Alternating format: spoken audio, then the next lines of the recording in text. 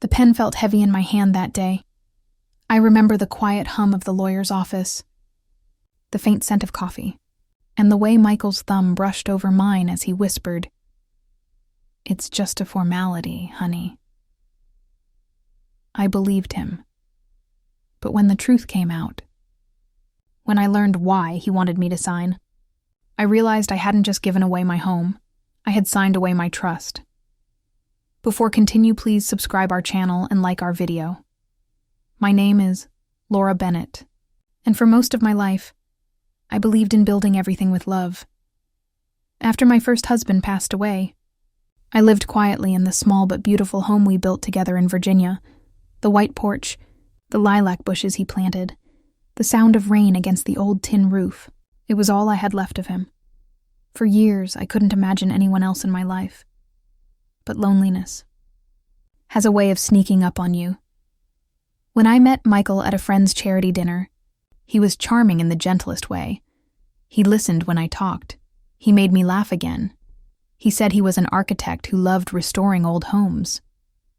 "They have soul," he told me once, running his fingers along the cracked railing of my porch. "Like you do." I didn't realize it then. But maybe he saw more than soul in that house, maybe. He saw opportunity. Still, I let him in. Within a year, we were married in a small ceremony in the backyard. My daughter, Emily, didn't come. She said it was too soon, that she didn't trust him, but I told her that love was worth another chance. Looking back, I wish I had listened. One spring afternoon, a few months after the wedding, Michael mentioned something about simplifying paperwork. He said it would be easier if everything, utilities, taxes, and the deed, were under one name.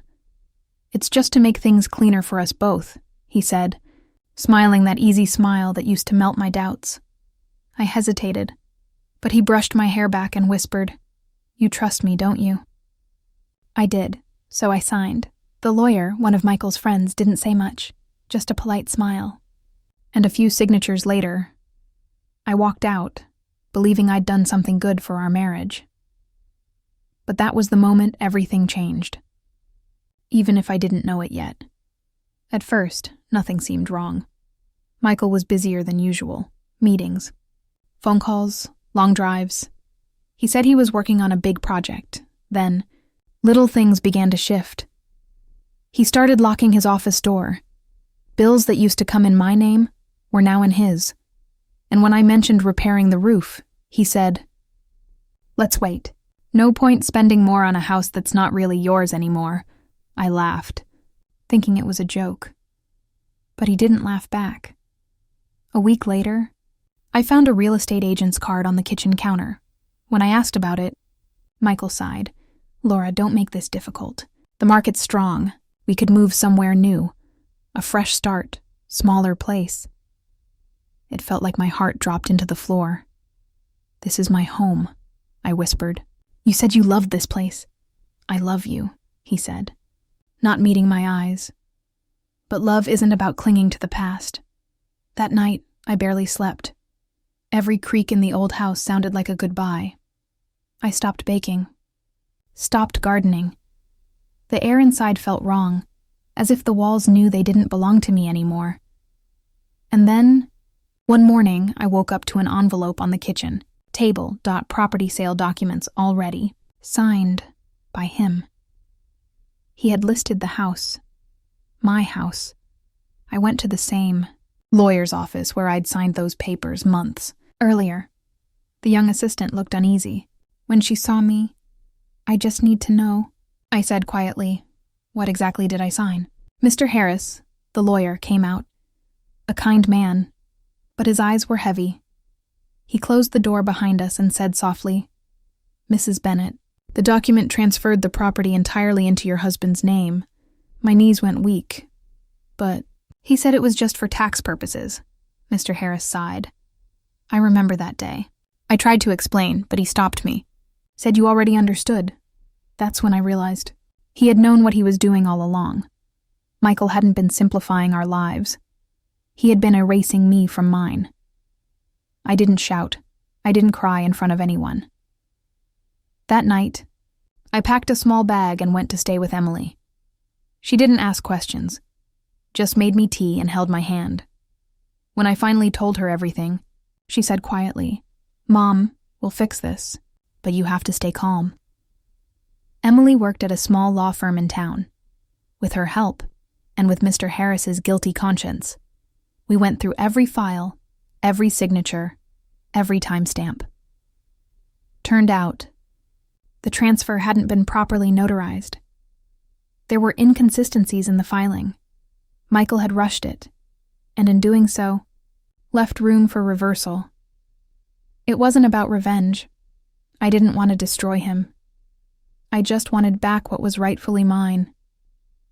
So quietly, patiently, I let the process move through the court.